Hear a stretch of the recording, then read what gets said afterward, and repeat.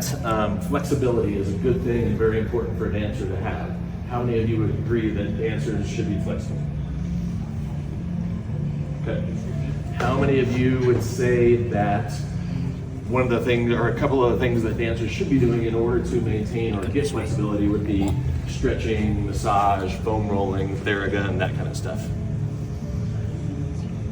Okay, all right.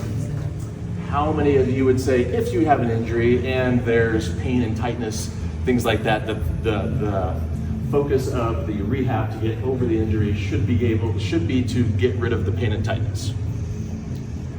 Okay, all right. There's chairs up here, there's a couple over here. Okay, so if I told you that flexibility is the worst thing a dancer can have, would you be surprised? Okay, so let's define flexibility. So does anybody have a definition? When I say flexibility, like what do you think of?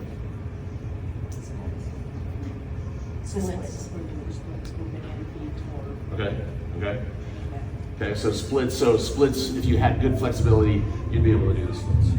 Okay, so who's got a definition of what flexibility actually is? Okay. I'll guess, it's just a guess. Okay.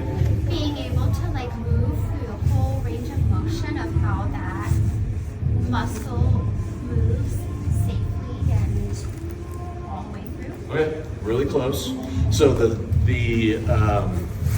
dictionary definition of flexibility is the maximum range of motion that a joint can go through, either with or without external assistance. So how far can you push a joint through a range of motion? Okay, so how many of you still think flexibility is good?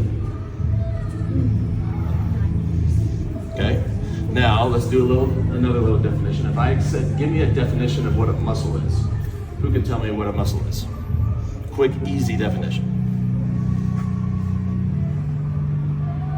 Hold your body together. Hold your body together. Cells that kind of form fibers and they pull your joints, they make your joints move. Okay, so like tissue. And then what did you say at the end of that? They attach to your bones and your ligaments and they pull your joints and bones. So tissue that moves joints and bones. Okay. Everybody agree with that? Tissue that moves joints and bones. So muscle is a tissue. It's the only tissue in your body that contracts. So bones don't contract, soft tissue doesn't contract, fat doesn't contract, nerves don't contract, only muscles contract. And when they contract, they either move your joints.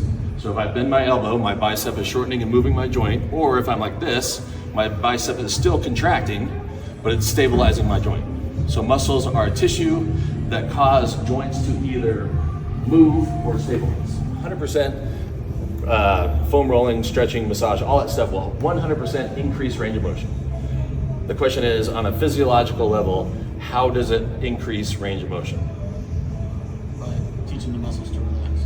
By making the muscles relax, okay? So is a muscle a relaxile tissue or is it a contractile tissue? Okay, so we just violated physiology in order to get more range of motion, which is flexibility.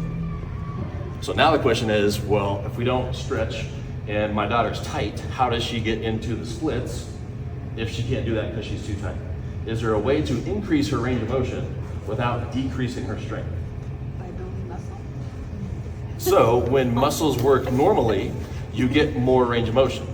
So you can get range of motion by doing one of two different things. You can either shut the muscle off and get more range of motion, or you can make the muscle contract more, which will also give you more range of motion.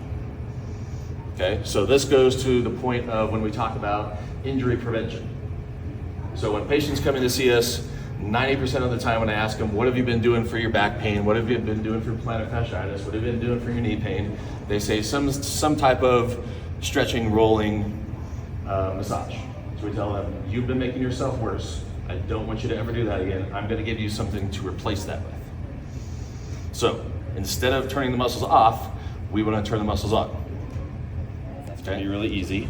Does that feel tight in your hamstrings? Okay, so she has tight hamstrings. So conventional thought process would be to do what? Stretch her hamstrings, okay? What if I told you if we increase the strength of her abs, her tightness of her hamstrings will go away? Okay, so go like this for me. Put that there. Don't let me push you backwards. Okay, put that there. Don't push backwards. Okay, flat on your back. Okay, so this demonstration demonstrates the law of reciprocal inhibition, which basically says when one muscle contracts, it tells the other muscle to contract less, not to relax. Muscles should never relax. So remember, muscles are a contractile tissue that should always be contracting. The problem is when one muscle contracts too much and the other muscle doesn't contract enough, that's when you get the sensation of being tight. That's when you lose range of motion. Okay? So we're going to increase her range of motion and increase the lengthening of her hamstrings by getting her abs to contract more. So when her abs contract more, they send a message through her spinal cord that sends a message to her hamstrings that says contract less. Come back up. Arms across. This one that way. Squeeze abs where I was poking around. Perfect. This one this way. Squeeze abs. Perfect. Now go touch your toes again. Does that feel less tight on the hamstrings? Okay. So we just increased range of motion. We did not increase flexibility because I gave her control. So if I take away her body's ability to control range of motion, I gave her flexibility. And I'm just gonna test your strength here. So if you keep that there, don't let me push toward the table. Good. And then compare that to this. Don't let me push toward the table. Good. Do those feel equal strength-wise? That one's weaker. This one's weaker? Yeah. Okay, so we're gonna do this test to this one. So remember what this feels like strength-wise. Hold. Okay, cool. So roll on your tummy. So I just tested the strength of her rectus fem, which is a quad muscle. We're gonna stretch that muscle now just for 10 seconds. So you relax there. You tell me when you start to feel tight in the quad. Okay, so we're gonna count to 10. 2, 3, 4, 5, 6, 7, 8, 9, 10. Roll back on your back. And don't let me push your foot toward the table. Don't let me push it down. So try as hard as you can. Don't let me push it down. Okay, now compare that to this. Hold. Okay, now which one's the strong one? Okay, so what happened to this one? Got weaker. Okay, so I'm pushing hardly at all on this one now, and she can't stop me from pushing her down just for stretching that for 10 seconds. So on a microscopic physiological level, here's what I did. So everybody knows what muscle fibers look like. They kind of like do like this. So when you contract, they get shorter, they lengthen and get longer when they contract less.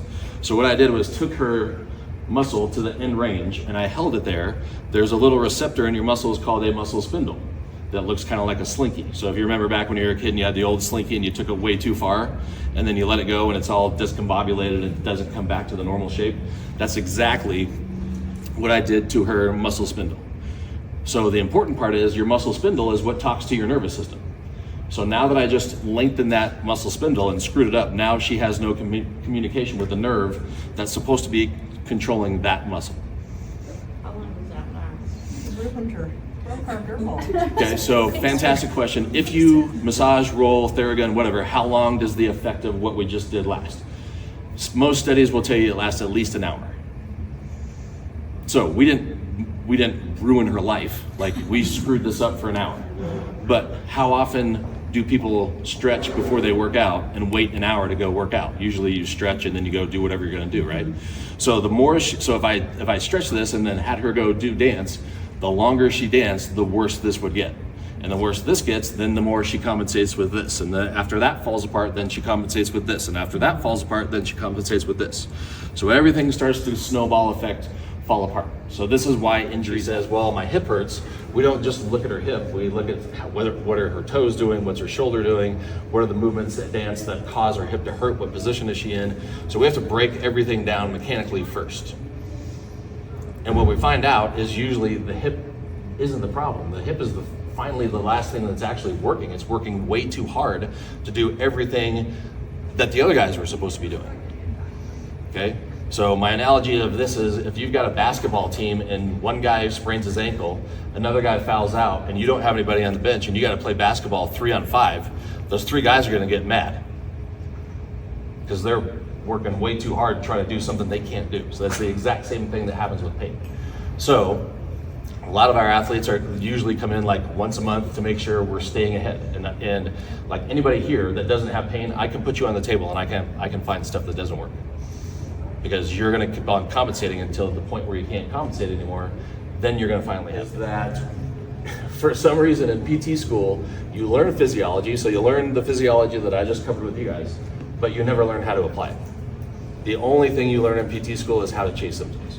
So make people feel better, make them more flexible, make swelling go away by chasing the symptom. So we don't treat swelling, we get rid of swelling by getting to the root cause of swelling, which is inhibition, which is what she had.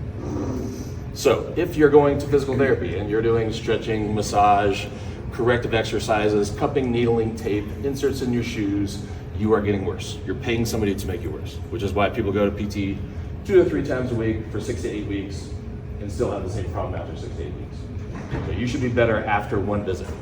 You should be back to normal dancing, working out, Pilates, whatever, after 3 visits. So if they're not getting you if they're not getting you better that fast, they're not getting to the root cause of your problem.